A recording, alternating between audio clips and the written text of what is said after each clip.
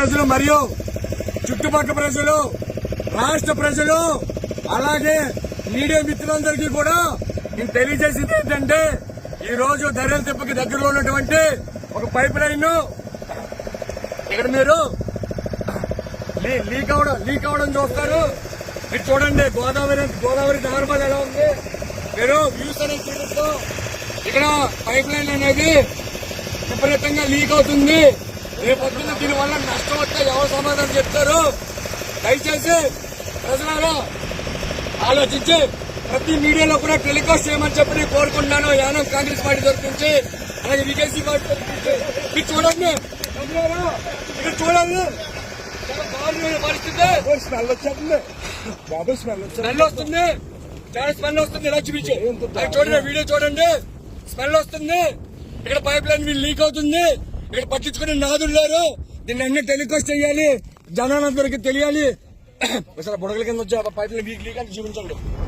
దీనివల్ల నష్టం అయితే ఏంటో పరిస్థితి.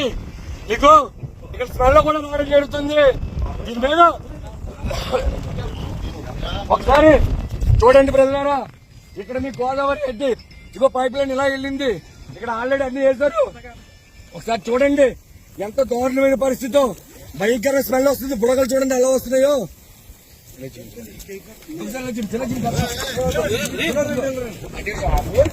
ఒకసారి ఇది ఇంత దారుణమైన పరిస్థితి ఉంటే ఎవరో పట్టించుకునే వాళ్ళు లేరు.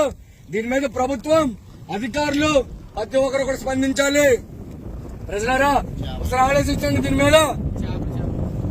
దీనివల్ల చేపలు కూడా చనిపోయే పరిస్థితి ఉంది.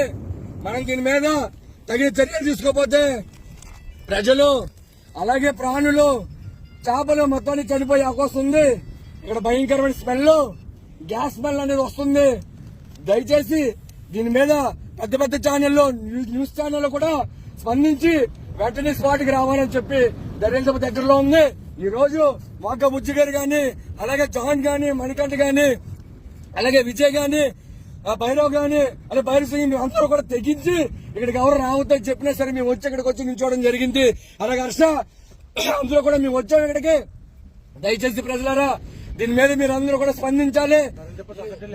చక్కగా ధరల చెప్పు ఏదైతే ఉందో సొసైటీ సైడ్ ల్యాండ్ కి చేర్చి పైపు లీకేజ్ అనేది ఉంది. మళ్ళీ ఒకసారి అక్కడ తీసుకెళ్ళండి చూద్దాం.